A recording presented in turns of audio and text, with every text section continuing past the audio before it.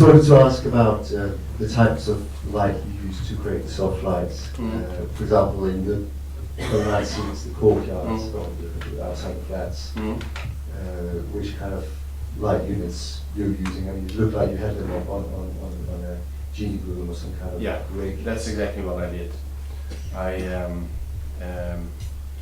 I had 20 by 20s on skylifts, and I would shoot light in there from the ground. You know, I liked that better than, for instance, having your light sources on the crane.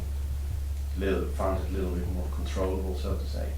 And I tried to make the light surface as big as I could, you know, and then spread it as wide as I could, and then shoot as wide open as I could. So, you know, you use a lot of light, but then it gets very soft, and then, you know, so it's shot in 500 ASIC, wide open, 1.3 or 1.2 something. So at 1.2, there's only a few lenses on the size high speeds that I think that go that far.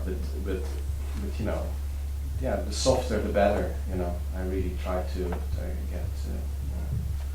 And was it part of you talked about before that you wanted the scenes to be light?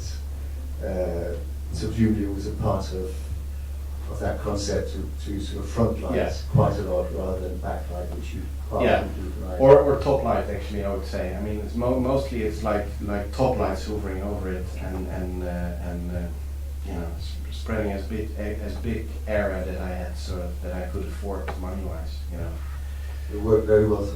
Some front lit scenes, you know, where I can't remember where they come from, but one of the points where Oscar is being stopped by his friends. Yeah, in the schoolyard. And it's sort of very front lit, but yet it works very well. Nice to hear, but actually that particular scene, I would have loved to have the frame a little bit further in, but we couldn't get there with the skylift, and by the time that we sort of figured out, it became a little bit.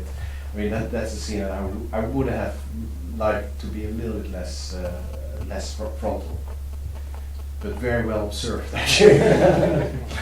Well, it actually works. It becomes a bit of a style in itself, which I think maybe snow, I think. Yeah, maybe it works because the forest is very dark and the snow has a very sort of distinct shape, so it becomes somehow graphic. I mean, and it maybe the fact that it works a little bit was a reason that I actually maybe shot it, but you know, but most ultimately, I don't think that would have been my favorite lit scene somehow.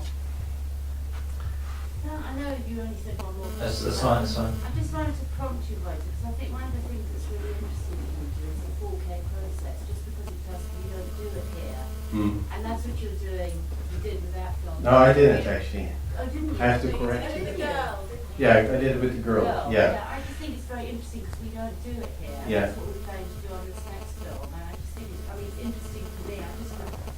I think it'd be great for you to do that. Yeah, sure. I mean, I don't have an example now because but the girl. I mean, the grain structure of the girl is a little bit more than this. So I wouldn't see it as a very sort of grainy film, but it's a little bit more grain. And yeah, I'm fighting a little bit for this 4K scanning process. I don't know. I mean, there's probably a lot of people that know what it is. Maybe some that don't know. But yeah, but I've been talking to Ron and SJ about it because I would love to do it also on the next film, and it comes from the fact that I just think that 2K is not enough resolution to bring out the grain and the quality of analog film. You know, basically, you know, 2K, you know, your pixels are the same size as you know, as your grain structure, and it becomes some sort of yeah, and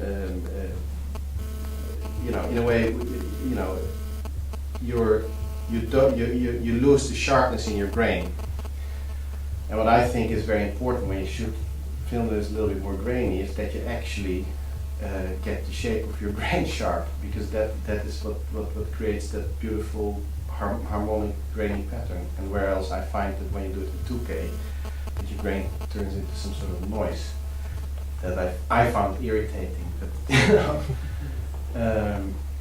but that's something I want to do with Tinker Tailor, and that's something that we may be going to do in Sweden because they were very happy to do it for us. But there's not really workflows here that handle that, or people don't want to sort of break or you know, step away from their classic workflows, you know, in order to do that. You know, it's a hassle. So you know, so we found a smaller company that actually does it. But it basically does it. It makes your film again just a little step more analog, so to say. I mean, it would be nicest, of course, to make an analog copy, even though they don't have the advantages over the eye, but it brings you a little bit more closer to the original structure or texture of your film. Okay. And Does it answer your question? I don't know, it's a little fake maybe. What, me? Yeah. Yeah, no, I just think it's really, just because we don't, you know, because we had to go to Sweden in order to get this done, I just thought it was an interesting thing to talk about. I think It's very not soon. answer the question. It's not a question, I just Oh. think, I She think knows it's the interesting. answer. I know the answer, I just think it's interesting, Ah. that that's what you're thinking of doing, Yeah. that's all.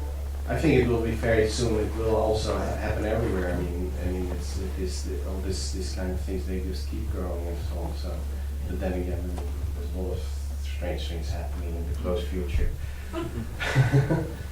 Okay, any more questions?